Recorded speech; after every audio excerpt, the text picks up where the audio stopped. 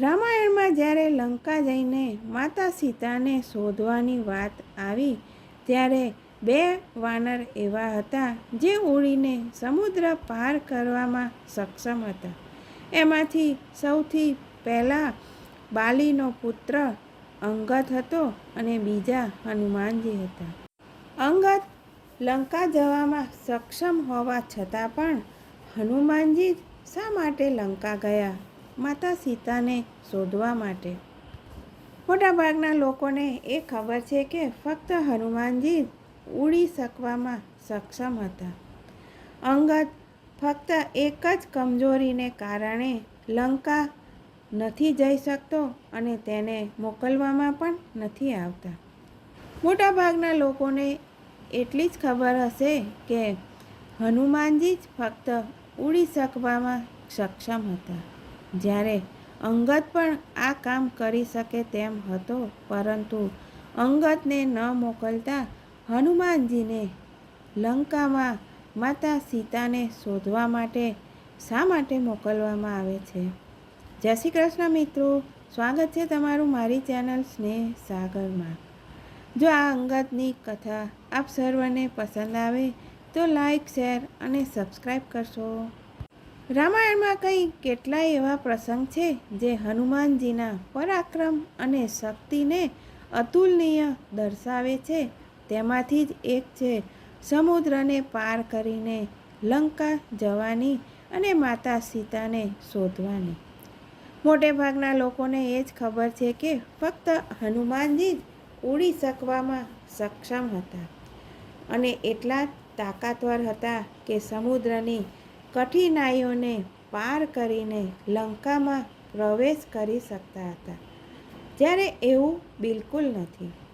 જ્યારે આ વાતનો વિચાર કરવામાં આવ્યો કે સૌથી સક્ષમ કોણ છે, કોણ સમુદ્રને પરેશાની વગર પાર કરી શકે છે, જાણવા મળ્યું કે હનુમાનજી અને અંગદ એ બંને આમાં સક્ષમ છે. અંગદ બેહદ તાકાતવર અને લંકાની પરેશાનીઓનો સામનો કરી શકે તેમ હતું, જ્યારે હનુમાનજી પણ પોતાની શક્તિઓ ભૂલી ગયા હતા.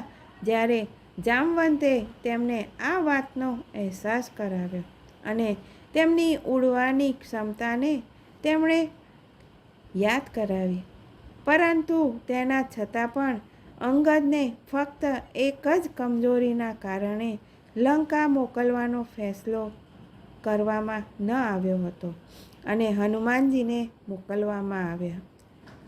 દરઅસલ અંગદને એક વાતનો શંકા હતી કે જ્યારે તે લંકામાં જીવિત તો ચાલ્યો જશે, પરંતુ તે જીવિત પાછો નહીં ફરી શકે.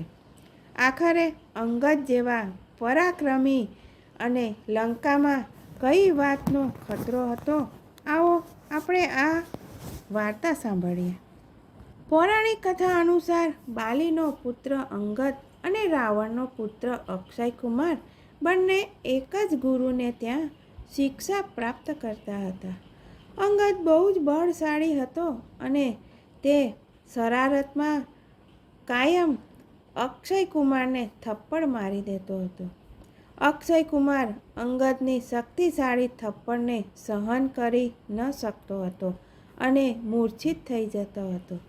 જ્યારે આ ઘટના વારંવાર થવા લાગી ત્યારે અક્ષયકુમારે આ વાતની શિકાયત ગુરુજીને કરી. એક દિવસ ગુરુજીએ ક્રોધિત થઈને અંગદને શ્રાપ આપી દીધો કે જ્યારે અક્ષયકુમાર તમારા ઉપર હાથ ઉઠાવશે તો એ જ ક્ષણે તમારું મૃત્યુ થઈ જશે. આ જ કારણે ભગવાન રામની સેનામાં બહાદુર યોદ્ધા હોવા છતાં પણ તેમને લંકા મોકલવામાં નથી આવતા અને હનુમાનજીને મોકલવામાં આવે છે. અંગદની આ વાત સાચી સાબિત થઈ જ્યારે રાવણે જાણ્યું કે કોઈ મોટો વાનર આવ્યો છે અને અશોક વાટિકાને તહેસ નહેસ કરી નાખ્યું. ત્યારે સૌથી પહેલાં રાવણે અક્ષયકુમારને જ ત્યાં મોકલ્યો. તેમને લાગ્યું કે આટલો બળશાળી વાનર ફક્ત અંગદ જ હોઈ શકે છે અને જો અંગદ હશે તો અક્ષયકુમાર તેને ખૂબ જ સરળતાથી વધ કરી દેશે. કથા અનુસાર જ્યારે હનુમાનજીએ અક્ષય કુમારનો વધ કરી દીધો ત્યારે રાવણની સૂચના મળી કે અક્ષય કુમારનો વધ થયો. તો ત્યારે તેમણે મેઘનાદને મોકલીને તે વાનરને મારવાની ના પાડતા પરંતુ તેને બંદી બનાવીને લાવવાનું કહેવામાં આવ્યું. અને રાવણે કહ્યું કે તેઓ જોવા માગે છે કે બાલીના અંગદ સિવાય એવો તે કયો વાનર છે કે જે આટલો બધો બળશાળી છે. આ રીતે અંગદ લંકા ન જતાં હનુમાનજીને મોકલવામાં આવે છે અને માતા સીતાને શોધવામાં આવે છે. ત્યારબાદ હનુમાનજી લંકા દહન કરે છે અને પરત શ્રી રામ પાસે આવે છે. જય શ્રી કૃષ્ણ મિત્રો, ફરી મળીશું આવી નવી અને અવનવી વાતો સાથે.